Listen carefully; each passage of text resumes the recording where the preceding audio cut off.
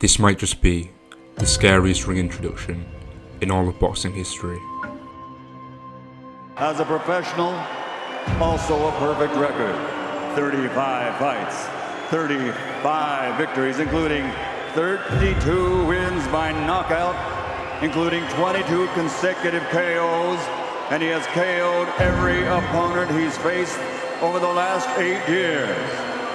This Olympic medalist from Karaganda, Kazakhstan, is the reigning, defending, undefeated, universally recognized, true middleweight champion of the world, Gennady Golovkin, a.k.a.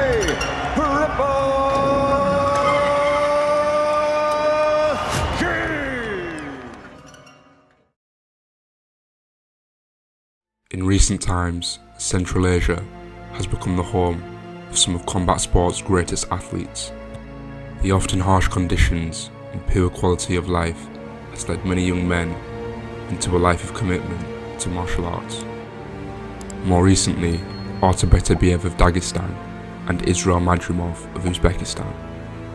But perhaps the most infamous of them all was a man from the heart of Kazakhstan, a country known for its historic architecture, large Muslim population, and complex history regarding ties with the Soviet Union.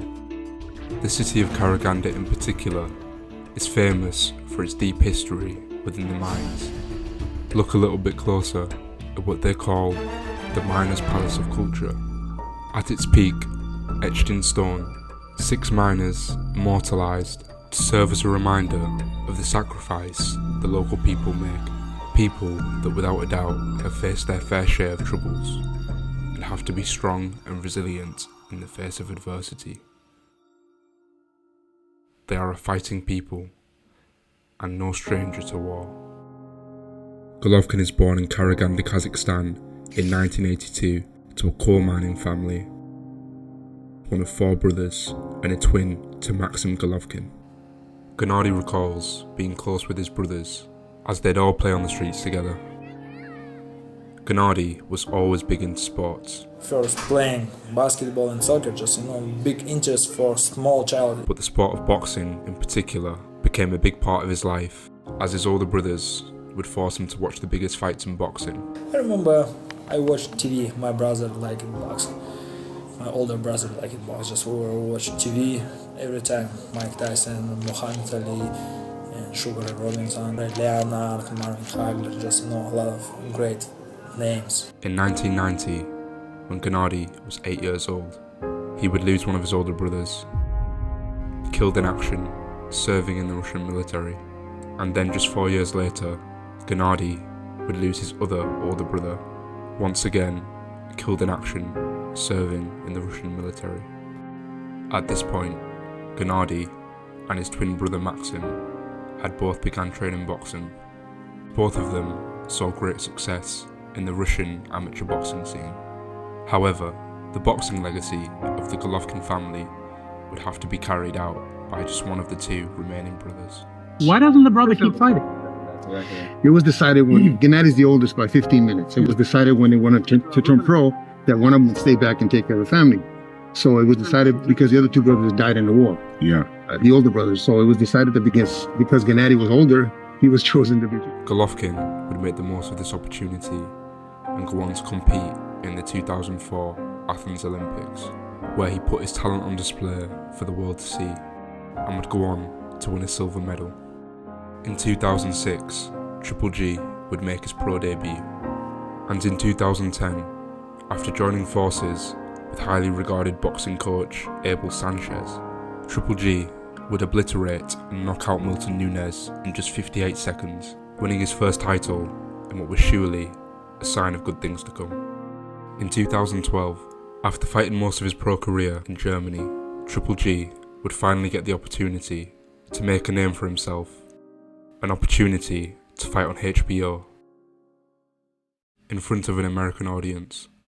It's not going to be like the first fight, wondering who might be winning on points, maybe a punch here or there. Golovkin comes to knock you out. In his HBO debut, Triple G would put the entire middleweight division on notice. breaking down a tough fighter in Proska, It's the combination of the heavy hands with the technique. and finishing him in the 5th round. 6, 7, 8. How tough is Proxy? No, the referee stops it. No match for Gennady Golovkin. First fight here in America. How do you feel after this kind of a performance? This is my dream in fighting in HBO, on HBO, and at America. I'm happy. I'm happy now.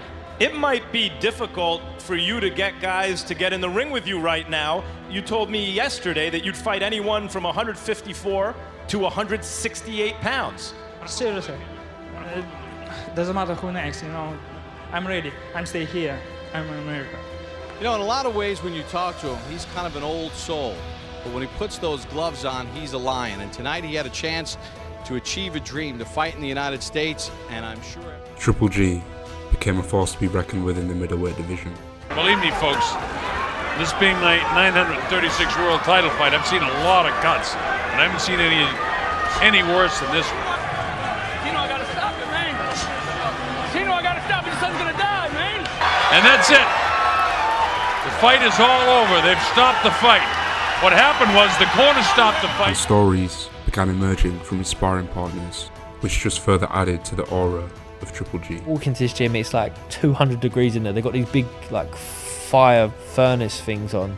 It's like, Gennady likes to train with the heat on. I was like, of course he does. Like, Gennady likes to do 4-minute rounds. Of course he does. Is that okay with you? Of course it's okay with me. You show no weakness. I'm thinking, 4-minute round. Like, it's so hard to breathe at Big Bear. You're 10,000 feet above sea level. They're like, so Gennady wears this this body protector. And it protects your ribs. And he said, do you want one? I was like, no, I'm not a fanny. Are you sure? Because Gennady wears one. I was like, nah, getting away. That. Gennady's brilliant. Like, he's just, like, he got that phenomenal power. It must all come from his lats or something. Big whip. And I just hear this crack. I was like,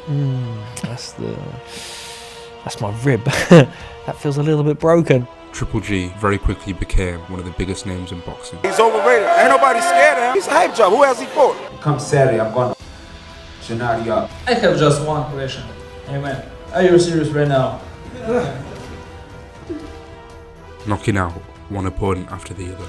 He punched so hard, man. He punched through the headgear, man. He has freakishly unreal power. You can't even implement your game plan because he hit so hard. Just the consistency of it, you know what I mean? Every punch, his power didn't dwindle. His jabs, there's just felt like you've been hit with a right hand. Like, dude, literally feel like he has something in his gloves. Even like the sparring partners, they're like, bro, like we block him, we got the bruises all in our arms the next day. I guess he just got dense bones or something. He's small with bigger guys. He's still hurting them. Yeah, it hurts. It hurts. Every punch he throws is a hard shot, even the jab. Abel's like some sparring with big guys. That's why we down here. I'll fight at 75. He fights at 68. He likes some sparring with big guys. Smaller guys can't handle his punching power. Take care. No. Triple G was always happy and smiling when around the media, but in the ring, he was almost a completely different person. It's important, like, beat him, like... Punish him, yeah, beat him. You want a street fight? Let's go. I show you. Right now, we have time. We have 12 rounds. I show you every round.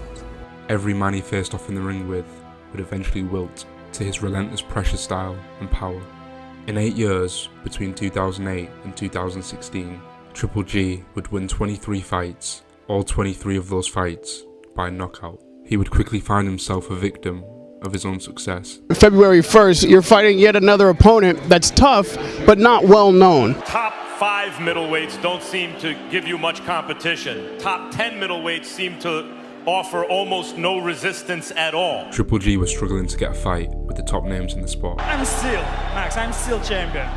Just, of course I need big name or big fight. But whenever his name was brought up, it was almost always met with uncertainty. Gennady Golovkin is sitting here ringside. Do you have interest in that fight? After all, it's boxing. Why risk your perfect record and all your belts when your promoter will offer you lucrative amounts of money to fight lower competition? It's for this same reason that we see fighters who could potentially be the best in their division, but the names on their record leave room to be desired. In the case of Golovkin, it was difficult to find an opponent who was willing to risk not only their belts, but perhaps their dignity. as a fight with Golovkin almost always promised a brutal end. But there was one man willing to take that risk.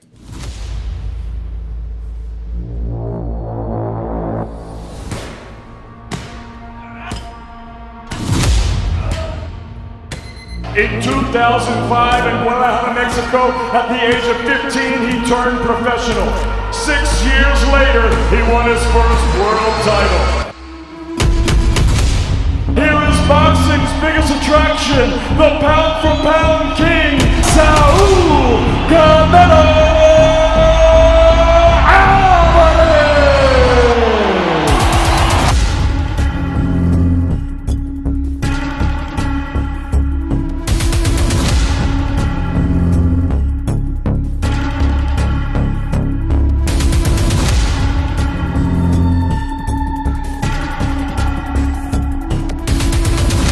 That scares you, Canelo Alvarez? What frightens you?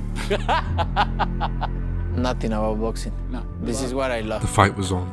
The two best fighters in the division, Triple G versus Canelo, regarded by many to be the fight of the decade, and it was already splitting the boxing community. Tough in the call. 50-50? I think Canelo beats Triple G. Canelo's a very slick counterpuncher, and Triple G is not particularly fast. Triple G. Really never seen Canelo actually get hit, and that's a big test for him. Triple G's gonna knock the out of Canelo. Okay. I know about them Kazakhstan, Uzbekistan, and Russian fighters, man. Canelo don't want none of that. I know boxing. This is what I do. Canelo knocks Triple G out. Triple G was coming into the fight as a slight favourite, and the Kazakhstan fighter was promising to bring an entertaining fight to fans, claiming that he would go toe-to-toe with Canelo in what can only be described as the Mexican style. I love fight. I'm a fighter. You know, this Mexican style is my style, you know, because a lot of drama, a lot of big show, this big present for fans, for everybody. You know, this is Mexican style. And with Triple G's skill set, which included a phenomenal power jab that he would use to stun his opponents, his titanium chin, which could stand up to the most powerful blows, alongside his impressive cardio and unbreakable will, which saw him walk down each and every one of his opponents until they quit. Top that off with his intelligence for the fight game and his dedication to training. Although Golovkin may have been of Kazakhstan heritage, he shared an uncanny resemblance to the Mexican fighters of old. Canelo, what about you? For so long now, you've been criticized for not fighting Triple G as though you would duck a fighter when you were telling everyone all along, your promoter said this is the way the business needs to get done. Now that you're going to fight Triple G, what would you like to say to your fans? Yo nunca le he tenido miedo a nadie desde los 15 años que peleó profesional. I've never feared anyone. Cuando nací yo ya se había repartido el miedo. When I was born, fear was gone. Canelo would start the fight strong, using his movement to avoid being cornered by Triple G. However, after a few rounds, Canelo would find himself on the back foot and often on the ropes, where Triple G would unload and land combinations. Although Canelo would start each round strong, his activity would slow down considerably after the first minute, and Triple G would take over, landing at a much higher output. And so was the story of the fight, Triple G walking down Canelo, and it was only in the last couple rounds where Canelo would start to find his rhythm again. But at that point, it was too late. We go to the scorecards after 12 rounds of boxing. Adelaide Bird scores it 118 to 110 for Canelo. Dave Moretti scores it 115-113 for Triple G. And Don Trella scores it 114-114. This is officially a draw. A draw almost always gets booed.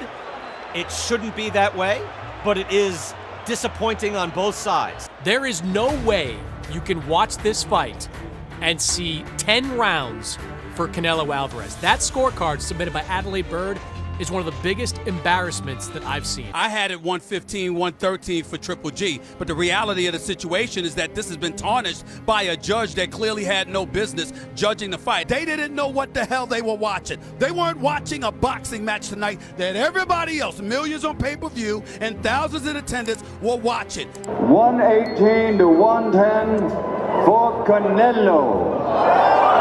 Officially a draw. Money, there's money to be made in the casino business, but there is an oversight board to make sure there's no corruption. There's no oversight board in boxing. Should be working again. Should be working again. The two would face off a year later, with tensions at an all-time high. However, this time, the fight would play out differently, with Canelo opting to go toe-to-toe with Triple G, giving fans the Mexican style that was promised in the first fight, and creating a back-and-forth battle where both fighters were constantly having to make adjustments to outskill, outmaneuver, and outthink the other. Contrary to the first fight, it was Triple G who would this time rally late, effectively landing his jab on Canelo, who continued to press forward whilst trying to land big counter shots. The fight lived up to the hype and was certainly more action-packed than the first. Here are the judges' scoring totals.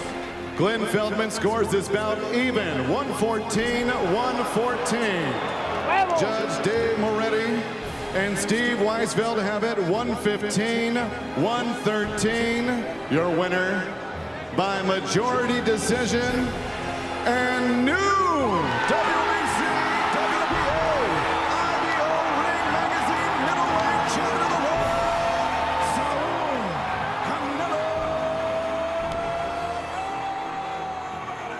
As Canelo stood there with his hand raised, he almost got the sense he was relieved that his rivalry with Golovkin may have come to an end. If you're really a boxing fan, you know who is the real champion. Él pretende ser una buena persona aquí, te muestra una cara y detrás es otra, esa es la verdad. Una persona tiene que ser como eso, en donde quiera que esté y quien esté, y él no lo es.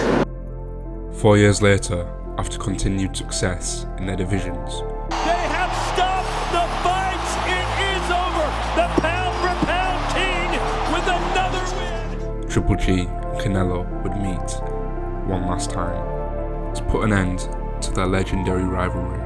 But Triple G's age was beginning to show as the fight proved to not be nearly as competitive as the first two. And still, Canelo Alvarez. And as I'm recording this video, in December of 2024, Triple G's loss to Canelo is the last fight on his record. But true fans of boxing don't remember Triple G solely based on the outcomes of his fights with Canelo, but rather he's remembered for being a feared man in the middleweight division, a boogeyman of sorts, with a knockout ratio of 88.1%, the highest in middleweight championship history, a family man outside the ring, but once the gloves were laced up, a pure sight of terror, perhaps the only true successor to the tough and unbreakable Marvelous Marvin Hagler, who ruled the same division in a similar terrifying fashion in the 1980s, and a true throwback to the boxing greats of old.